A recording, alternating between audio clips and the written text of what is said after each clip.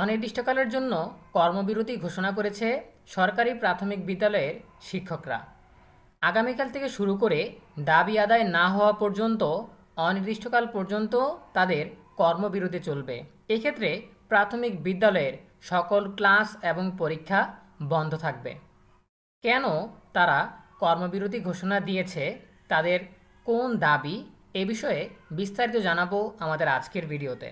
শুরু করার আগেই সবার কাছে ছোট্ট একটা রিকোয়েস্ট করছি, যারা এখনও আমাদের চ্যানেলটিকে সাবস্ক্রাইব করোনি তারা এখনই সাবস্ক্রাইব করে রাখো, তাহলে শিক্ষা সম্পর্কিত সকল তথ্য এবং পরামর্শ সবার আগে পেয়ে যাবে। প্রাথমিক শিক্ষকদের অনির্দিষ্টকালের কর্মবিরতি।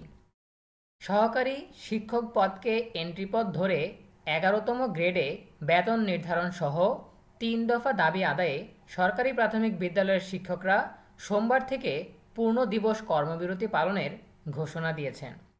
দাবি আদায় না হওয়া পর্যন্ত এই কর্মসূচি চলবে বলে জানিয়েছেন তারা। শিক্ষকদের 6টি সংগঠনের মোর্চা সহকারী শিক্ষক সংগঠন ঐক্য পরিষদের ডাকে 3 দফা দাবি আদায়ে কর্মবিরতি কর্মসূচির অংশ হিসেবে অর্ধদিবস কর্মবিরতি আজ রোববার শেষ হচ্ছে। আগামীকাল সোমবার থেকে পূর্ণ দিবস কর্মবিরতি পালন করবেন বলে ঘোষণা করেছেন তারা। সরকারি প্রাথমিক বিদ্যালয়ের সহকারী শিক্ষক সংগঠন ঐক্য পরিষদের আহ্বায়ক শাহিনুর আলামিন বলেন, 1 ঘন্টা 2 ঘন্টা অর্ধদিবসের পর এবার দাবি পূরণ না হওয়া পর্যন্ত সোমবার থেকে আমরা পূর্ণ দিবস কর্মবিরতি পালন শুরু করব। তিনি বলেন, সুপারিশ জমা দেওয়ার 4 মাসেও দৃশ্যমান কোনো অগ্রগতি দেখা যাচ্ছে না। সরকারের 9 মাসেও শিক্ষকদের দাবির ব্যাপারে কোনো পদক্ষেপ নিচ্ছে না, তাই আমরা বাধ্য হয়ে এই কর্মসূচি হাতে নিয়েছি। এর আগে 3 দফা দাবিতে 5 মে থেকে 15 মে পর্যন্ত 1 ঘন্টা, 16 মে থেকে 20 মে পর্যন্ত 2 ঘন্টা, 21 মে থেকে 25 মে পর্যন্ত অর্ধদিবস কর্মবিরতি পালন করেছেন প্রাথমিক বিদ্যালয়ের সহকারী শিক্ষকরা। শিক্ষকদের 3টি দাবি হলো, কনসালটেশন কমিটির সুপারিশের যৌক্তিক সংস্কার করে সহকারী শিক্ষক পদকে এন্ট্রি পদ ধরে 11তম গ্রেডে বেতন নির্ধারণ, 10 বছর ও 16 বছর পূর্তিতে উচ্চতর গ্রেড প্রাপ্তির জটিলতা নিরসন এবং প্রধান শিক্ষক পদে শতভাগ পদোন্নতি সহ দ্রুত পদোন্নতি প্রদান।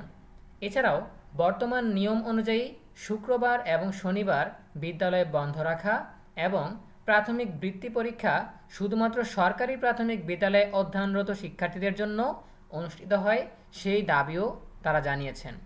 প্রিয় শিক্ষার্থীরা, এই ছিল আমাদের হাতে থাকা সর্বশেষ তথ্য। এ বিষয়ে তোমাদের যে কোনো প্রশ্ন কিংবা মতামত জানাতে পারো কমেন্টে। দেখা হবে পরবর্তী আপডেট নিয়ে নতুন কোনো ভিডিওতে। সেই পর্যন্ত তোমরা সবাই ভালো থাকো, সুস্থ থাকো, নিরাপদে থাকো এবং সবসময় ইএনইউবির সাথেই থাকো। তোমাদের সকলের জন্য রইল অনেক অনেক শুভকামনা। ধন্যবাদ সবাইকে।